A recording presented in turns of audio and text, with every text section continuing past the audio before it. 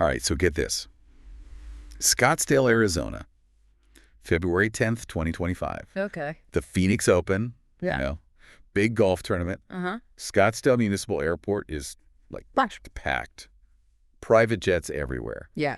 And then bam, a Learjet 35A slams right into a parked Gulfstream 200. Wow. That's not what you want to see at an airport. Not exactly. You're kidding. And what's really interesting is that this wasn't like a typical runway thing. This Learjet, it veered off the runway completely, hit a plane that was just parked, sitting there on private property. Yeah, and it wasn't just like a fender bender. This crash, it had some serious consequences. One person was killed, and at least 3 others were injured. Now, you might have seen some early reports about Vince Neil, the Motley Crue singer. Right. Some initial reports said he was involved, but thankfully he wasn't on the plane. It was his private jet, but he was nowhere near Scottsdale. Good. So, we're not here to gossip about rock stars. Our focus here is, like, what happened with this crash? What can we learn from it? Especially about, private aviation, that whole world. Exactly. And we've got some pretty good sources to work with here. Reports from CBS News, eyewitness accounts, and some early statements from the authorities. Okay, so let's break it down. What exactly happened, step by step? All right, so picture it. 2:45 p.m. This Learjet 35A is landing at Scottsdale Municipal, coming in from, it seems, Austin, Texas. Okay. The airport spokesperson said the Learjet's left main gear failed during touchdown. Uh-oh. Yeah, that's a big deal. When that fails, controlling the plane, super difficult. So, okay, landing gear failed. But how does how does it end up crashing into another plane that's just parked? Right. Well, that's where things get a little tricky. A landing gear failure, it doesn't automatically mean a crash. But in this case, it seems like the failure caused the Learjet to swerve, like off the runway and bam, into that parked Gulfstream 200. And you mentioned the Phoenix Open, right? It did. That's where things get interesting. Scottsdale Municipal, it's mainly for corporate aircraft, no commercial flights. And during events like the Phoenix Open, the airport, it just gets slammed. Tons of traffic. So you're thinking all that extra activity at the airport, maybe that played a role? Could be. It's definitely something the investigators will be looking into. The National Transportation Safety Board, the NTSB. Sure. They investigate all the major civil aviation accidents here in the U.S. They'll be looking at everything, air traffic density, pilot experience, weather conditions, the whole 9 yards. They'll even analyze the pilot's logbook, flight records, communication with air traffic control. It's a huge investigation. Speaking of the pilot, do we know anything about who was flying the Learjet? We know there were 4 people on board, 2 pilots and 2 passengers. But the official statement, it doesn't name them, just confirms they were there. Right, that makes sense. Yeah. Probably still notifying family, gathering details. But back to the investigation. Aside from the busy airport and the whole landing gear issue, what else could have, contributed? Well, another thing the NTSB will probably investigate is the airport itself. Its layout, signage, lighting, and how they manage all the traffic on the ground, especially during big events like the Phoenix Open. So it's not just what's happening in the air, it's what's happening on the ground, too. Exactly. And then there's that landing gear failure itself. Was it a sudden thing, mechanical, or was there, I don't know, some pre-existing damage, maybe? A history of maintenance issues with the Learjet? The NTSB will be digging through the aircraft's maintenance records for sure. So many factors. Yeah.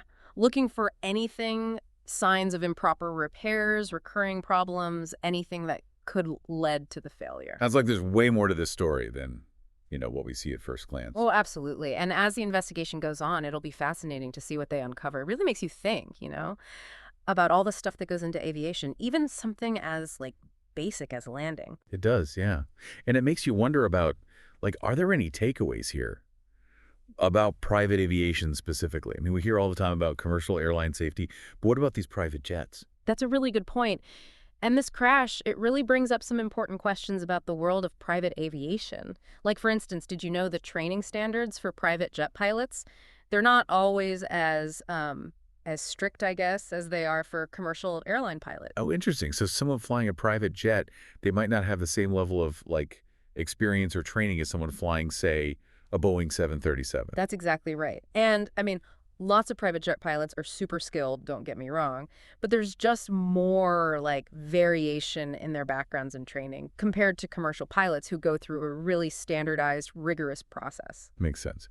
And how about the planes themselves? Are private jets, are they subject to the same safety and maintenance regulations as, the planes we fly on for our vacations? Well, the Federal Aviation Administration, the FAA, they set the regulations for all aircraft. Doesn't matter if it's private or commercial. But the specifics, those can be different. So like, for example, private jets, they might not have inspections as often as, say, a Delta airliner. So less oversight, potentially, for private jets. Yeah, that's one way to think about it. And it's definitely something the NTSB will probably consider in their investigation. They're going to want to know all about the maintenance history of this Learjet Yeah. and see if there are any, I don't know, like bigger trends or concerns with private jet maintenance in general. Okay, so we've got pilot training, aircraft maintenance. What about the airports? Do they have to meet the same safety standards, even if they mostly serve private jets? Good question. Every airport has to meet certain basic safety requirements. The FAA sets those. But the requirements, they can change depending on, the size and type of airport. And when you've got an airport like Scottsdale Municipal with tons of private jets, especially during something like the Phoenix Open, you might run into some unique challenges. Like what? Well, just for instance, Scottsdale Municipal, it doesn't have the same level of air traffic control as, a huge commercial airport like O'Hare or LAX. And with all those private jets coming in and out for the Phoenix Open, it can get pretty congested. More room for error, then. Potentially, yeah. And that's definitely on the NTSB's radar, I'm sure. They'll be looking at how the airport handled all that extra traffic. Were their procedures good enough? Especially considering this Learjet hit a plane that was parked on private property. Makes you wonder about where they put those parked planes and how they manage all the ground traffic in a situation like that. Yeah. It's like all these different pieces have to work perfectly together, to prevent accidents. And when one thing goes wrong, the consequences, they can be bad. No doubt. And this whole thing just shows that aviation safety, it's not just about the planes or the pilots, it's about everything. The airports, the regulations, maintenance, how everyone communicates. The whole ecosystem. Right. And as more and more people fly private, we got to make sure that safety keeps up. It does make you think. Yeah. We tend to associate private jets with, like, luxury and safety. But this just shows that's not always the reality. Sure. It's a good reminder, no matter how advanced the planes are, how experienced the pilots, there's always risk when you're flying. And as we've been talking about, those risks, they can be even higher with private aviation. The regulations and oversight, they aren't always as tough as they are for commercial airlines. It's a good point, yeah. It really makes you think, about all the different factors involved, like the pilot training, the aircraft maintenance, even the airport's procedures. It makes you wonder if there's, like, one thing that stands out as, the most important thing for improving safety in private aviation specifically. That's a really good question. It's probably a bunch of things working together, but I'd say if I had to pick one, it's got to be a culture of safety. Like that has to be the #1 priority. And that means everyone, the pilots, the mechanics, the people running the airport, everyone. Safety first, no matter what. So it's not just about, like, checking boxes and following the bare minimum rules. It's about going the extra mile to make sure everything's safe at every level. Exactly. It's got to be like a way of thinking where everyone is always looking for ways to do things better, to catch problems before they happen, and to, learn from mistakes.